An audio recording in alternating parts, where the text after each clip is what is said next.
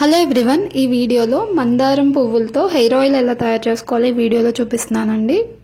మందారం పువ్వులు అంటే హైబ్రిడ్ ఫ్లవర్స్ కాకుండా ఇలా మనకి 5 రేఖలతో ఎర్ర మందారం ఉంటాయండి. ఇవైతే మనకి హెయిర్ ఆయిల్కి సూట్ అవుతాయి, ఎందుకంటే ఇందులో హెయిర్ గ్రోత్కి కావాల్సిన మెడిసినల్ ప్రాపర్టీస్ అన్నీ కూడా ఈ ఫ్లవర్స్లో ఉంటాయండి.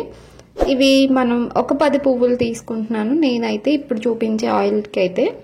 ఈ మందారం లీవ్స్తో న్యాచురల్ హెయిర్ షాంపూ కూడా చేసుకోవచ్చండి, అది ఇంకొక వీడియోలో చూపిస్తాను. సో ఇప్పుడైతే 10 మందారం పువ్వులు తీసుకున్నాను ఎర్రవి. ఓన్లీ రేఖలు మాత్రమే తీసుకోవాలండి, తొడిమలు ఇవన్నీ కూడా ఇలా పక్కన పెట్టేసుకోవాలి, ఇవి మనకి యూజ్ అవ్వవు. ఈ మందారం ఆయిల్ మనం రెగ్యులర్గా యూజ్ చేయడం వల్ల ఏంటంటే హెయిర్ సిల్కీగా, సాఫ్ట్గా, షైనింగ్గా, ఇంకా హెయిర్ గ్రోత్ మనకి ఉంటుంది, అలానే హెయిర్ని స్ట్రెంగ్తెన్ చేస్తుంది. ఇందులోకి నేను 100 ml కొబ్బరి నూనె తీసుకున్నానండి. ఇది నార్మల్గా మనం కొబ్బరి ముక్కలు ఎండబెట్టి మిల్లు పట్టించి ఉంటాయి కదండి, ఆ కొబ్బరి నూనె తీసుకున్నాను. లేదంటే మీరు డైరెక్ట్గా కొబ్బరి పాల నుంచి తీసిన కొబ్బరి నూనె అయినా యూజ్ చేసుకోవచ్చు. ఆ వీడియో మన ఛానల్లో ఉందండి, నేను లింక్ డిస్క్రిప్షన్లో ఇస్తాను, ఒకసారి చెక్ చేయండి.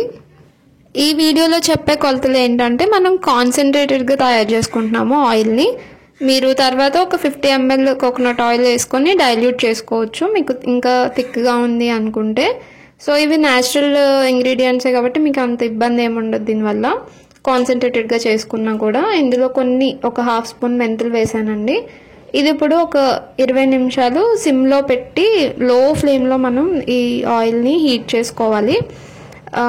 ఈ మందార రేఖల్లో ఉన్న ప్రాపర్టీస్ అన్నీ కూడా ఆయిల్లో ఇన్ఫ్యూజ్ అయ్యే విధంగానే ఫ్లేమ్ అనేది ఉండాలి. అంతకుమించి ఎక్కువ ఫ్లేమ్ పెడితే మనకి ఆయిల్లో ఉన్న మంచి ప్రాపర్టీస్ కూడా మనకి ఇవాపరేట్ అయిపోతాయి. బాటమ్ థిక్గా ఉన్న గిన్నె తీసుకున్నాను ఇక్కడ, స్టీల్ గిన్నె. మీరు కుదిరితే ఐరన్ బాటమ్ ఉన్న కడాయి తీసుకొని అందులో హీట్ చేసుకొని ఒక ఓవర్ నైట్ అంతా కూడా ఆయిల్ అందులో ఉంచేసినా కూడా మీకు ఆయిల్లోకి ఐరన్ ప్రాపర్టీ కూడా వస్తుందండి. సో నేనైతే 1 hour ఉంచి చల్లారిపోయిన తర్వాత ఇలా బాటిల్లోకి షిఫ్ట్ చేసేసుకున్నాను.